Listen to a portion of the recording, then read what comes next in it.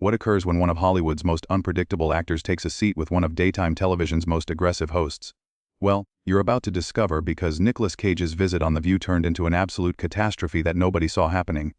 This isn't just another famous person's chat gone wrong. This is a masterclass in how never to treat a guest. And by the end of this video, you'll grasp exactly why Nicolas Cage left that stage and why Joy Behar's actions were totally inappropriate. Make sure to follow and write a comment below because this story gets wild.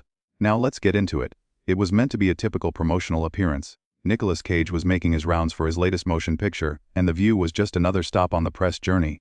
The actor showed up at the studio in good spirits, joking with crew members and even snapping photos with a few admirers who had gathered outside. He seemed calm, maybe even thrilled to be there. After all, The View had a huge viewership, and any actor would desire that kind of attention for their project. But from the moment Cage stepped onto that stage, something felt strange. The other hosts, Whoopi Goldberg, Sarah Haynes, and Sunny Hostin, greeted him kindly enough, but Joy Behar barely raised her eyes from her notes. She gave him a quick nod, nothing more. The audience cheered loudly as Cage took his seat, displaying that signature smile that had won over movie-goers for decades. "Nicolas, welcome back to The View," Whoopi started, her voice warm and skillful. "It's always wonderful to have you here." "Thank you for inviting me," Cage answered, getting settled in his chair. "I'm looking forward to talking about the new film." Before we move to that, Joy broke in, not even waiting for Whoopi to complete the introduction. "I need to question you about some of your previous choices. I mean, let's be truthful, you've produced some pretty doubtful movies over the years." The studio went quiet. Even the audience seemed startled by the directness of the question. Cage's smile wobbled slightly, but he kept his calm. "Well, Joy, I suppose every actor has projects they review differently," he said carefully. "But I've always aimed to bring something distinct to every role, whether it's a large-scale blockbuster or an independent movie. Distinct is certainly one way to express it." Joy fired back, a smirk appearing at the corners of her mouth. "I mean, some of those performances were so extreme they turned into memes. Don't you believe that's a little awkward?" Sarah Haynes shifted nervously in her seat. This wasn't the direction anyone anticipated the interview to go. Cage, for his part, stayed composed, though his jaw tensed slightly. "I don't think there's anything awkward about expressing yourself creatively," he responded. "Acting involves taking chances, about discovering reality in characters, even if they're uncommon. If some people find that entertaining, that's up to them." Reality in characters. Joy laughed, but it wasn't a pleasant noise. "Come on, Nicolas. Some of those performances weren't about reality. They were about money. We all understand you had some financial issues a few years back. Is that why you accepted so many projects that were, let's say, below your talent level?"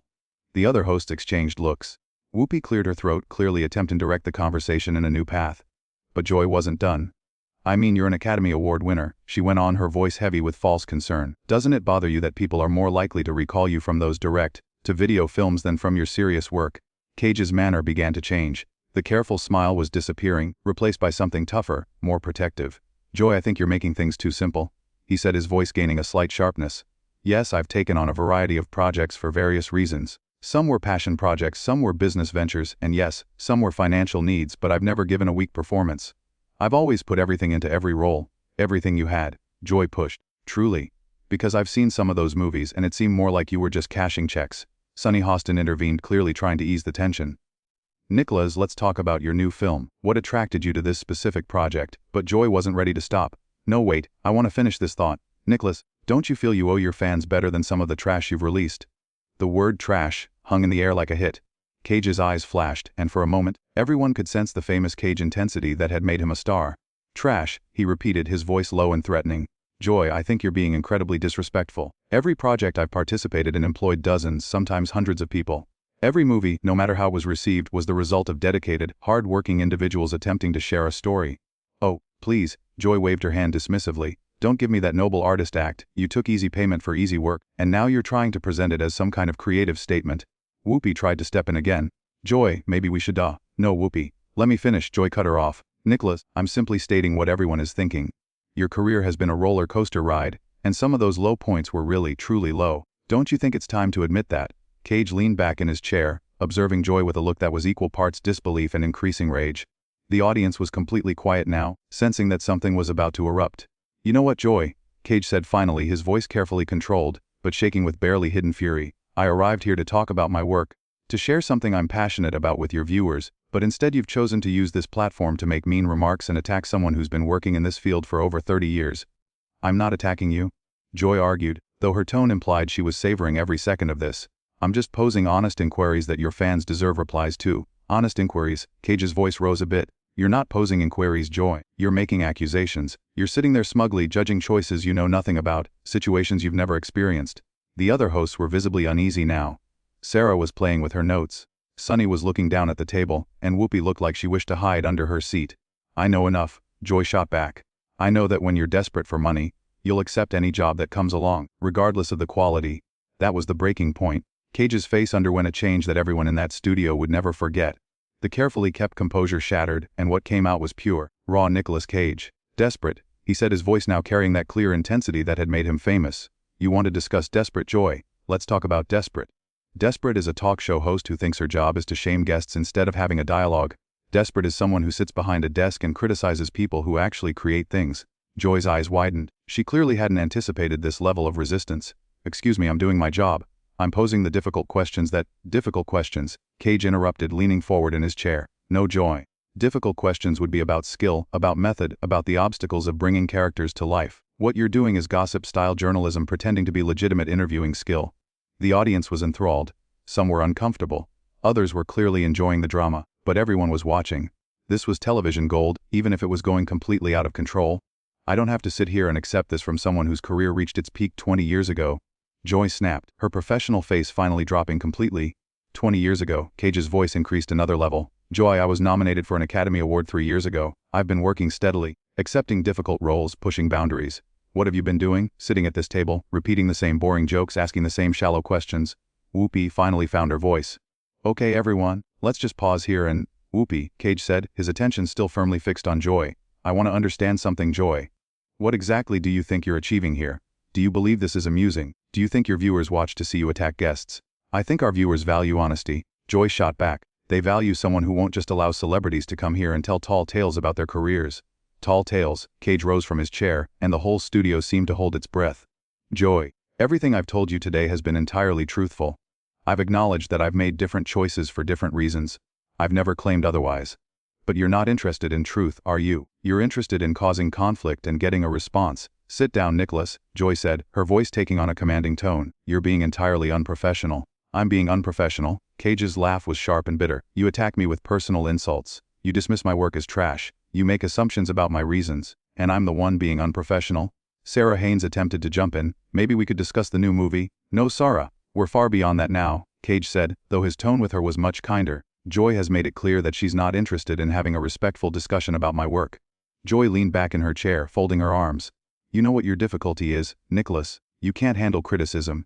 You've been surrounded by sycophants for so long that when someone tells you the truth, you have a meltdown.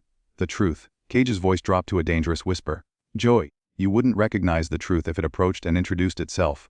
You sit here daily sharing opinions on topics you know nothing about, judging people whose lives you've never experienced. I know enough about the entertainment business to why. You know enough to what? Cage cut her off. To host a talk show. Congratulations, Joy. That's not the same as actually being in the action. Actually taking the chances. Actually putting yourself at risk creatively. The tension in the studio was very heavy. Crew members were standing still, unsure whether to intervene or just let this unfold. The other hosts looked like they wanted to vanish.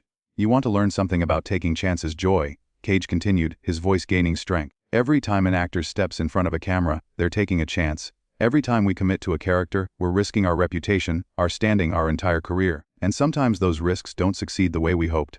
But at least we're out there trying, creating, adding something to the world. Oh, please. Joy mocked. Don't act like you're some kind of saint for art. You made poor movies for money, simple and clear. And what do you create, Joy? Cage fired back. What do you contribute? You sit here and attack people who are actually accomplishing something. You offer nothing useful, nothing helpful, nothing that makes the world a better place. Joy's face was turning red now. I provide commentary, I provide viewpoint. You provide meanness, Cage interrupted. You provide cruelty disguised as insight. And the worst part is you seem to enjoy it. Sunny Hostin made another attempt to restore order. Nicolas, Joy, I think we're all getting a bit upset here. Upset? Cage turned to look at Sunny and his expression softened slightly. Sunny, I arrived here in good faith. I prepared for this interview. I was ready to have a genuine conversation about my work, about the industry, about anything your viewers might find engaging. Instead, I've been subjected to an attack on my character pretending to be journalism. He turned back to Joy, and the fire returned to his eyes. You want to know what's truly awkward, Joy? It's not accepting difficult roles that don't turn out perfectly. It's not trying new things and sometimes failing. What's awkward is being so bitter, so negative that you can't even pretend to be polite to a guest on your own program. I don't have to pretend anything, Joy snapped. This is my program, and if you don't like my questions, You can depart. Your program. Cage looked around at the other hosts. Last I checked, this was called The View, not the Joy Behar Hour. But you're correct about one thing. If you don't want to have a respectful discussion, I absolutely can depart. Whoopi finally managed to speak up. Nicolas, please, let's just... No, Whoopi. It's fine, Cage said, his voice suddenly calm again. I understand what this is now. This isn't an interview, it's a surprise attack, and I don't take part in surprise attacks. Joy leaned forward, a look of victory in her eyes. So, you're just going to run away when things become difficult. Run away. Cage's calmness shattered again. Joy, I've been sitting here for 15 minutes while you've done everything you could to shame me on national television. I've replied to your questions. I've defended my choices. I've tried to have a civil discussion despite your clear hostility. If leaving a harmful situation is running away, then yes, I'm running away. Typical Hollywood drama queen, Joy muttered, loud enough for everyone to hear. That was the final breaking point. Cage's face went completely still, and when he spoke, his voice was frozen. Drama queen, Cage repeated. His voice so low it was practically a whisper. Joy, let me tell you what a drama queen actually is. A drama queen is someone who demands special attention, who throws fits when they don't get their wish, who thinks the world revolves around them.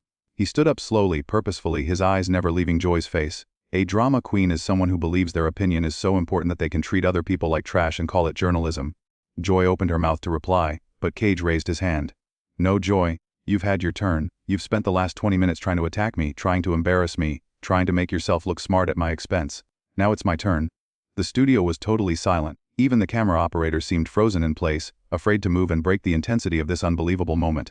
You want to talk about my career choices? Fine, let's talk about choices, Cage continued, his voice building steadily. I chose to take risks. I chose to work with young filmmakers who couldn't hire top actors. I chose to agree to projects that other actors wouldn't touch because they were too concerned about their public image. He started walking towards Joy's side of the table, and she actually moved back in her chair. I chose to keep working, to keep creating, to keep adding to an art form that I adore, even when it meant accepting projects that weren't flawless. What did you choose, Joy? You chose to sit behind a desk and criticize people. You chose to be negative, to be cruel, to be small. I'm not going to sit here and let you lecture me, Joy said, but her voice lacked the conviction it had earlier. You're absolutely correct, Cage agreed.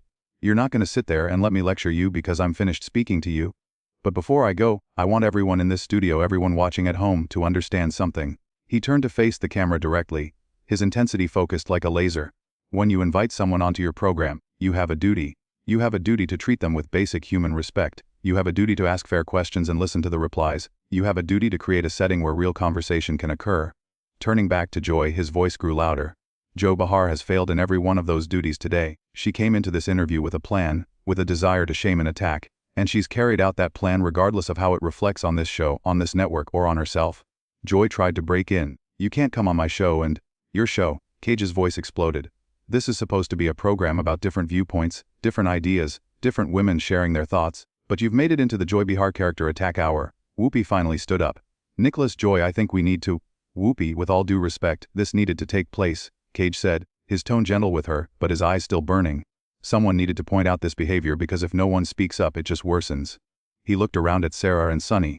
You're both smart, thoughtful women, and I'm sorry you had to witness this. This isn't how professional interviews are supposed to proceed. Joy stood up now too, her face red with anger and embarrassment. Get out of here, Nicolas, just leave. I'm going, Cage said calmly, but I want to say one final thing to your viewers. He looked directly into the camera again. When you watch interviews, when you take in media, demand better, demand respect, demand genuine journalism instead of cheap insults pretending to be difficult questions. He started walking towards the exit, then stopped and turned back. Joy, I truly hope you spend some time to think about what happened here today because this isn't normal. This isn't acceptable. And somewhere along the line, you've forgotten that the people who appear on this show are human beings, not targets for your personal amusement. Joy's voice broke with rage. Don't you dare tell me how to perform my job. I've been in this business longer than... Time spent doesn't equal quality, Joy, Cage cut her off one last time. And what you showed today wasn't journalism, it wasn't amusement, it was just plain mean. The other host sat in shocked silence as Cage removed his microphone and placed it on the table. The audience was completely quiet, unsure whether to cheer, boo, or just process what they had seen. This is what happens when ego becomes more important than integrity, Cage said, speaking to the camera one last time. When personal insults become more important than real discussion. When making someone look bad becomes more important than making good television. He looked at Whoopi, Sarah and Sunny. Thank you for having me, and I regret it ended this way.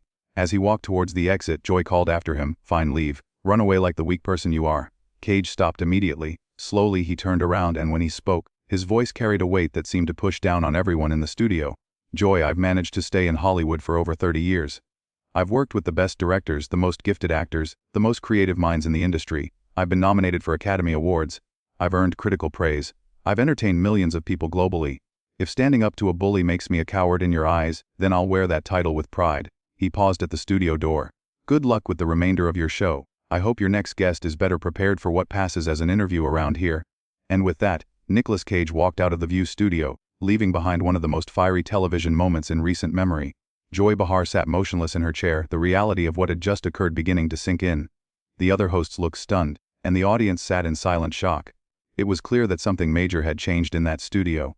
What was supposed to be a simple promotional interview had become a lesson in how not to treat a guest, and Nicolas Cage had challenged it in the most direct, firm way possible.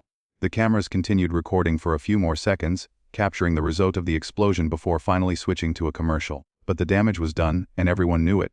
This wasn't just a bad chat, it was a total professional breakdown, and Joy Behar had been the creator of her own downfall. So there you have it, the full account of how Nicolas Cage left The View after his famous disagreement with Joy Behar.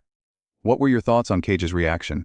Do you think he was right to walk out, or should he have stayed and tried to save the interview? Share your opinions in the comments below, and make sure to subscribe for more amazing stories like this.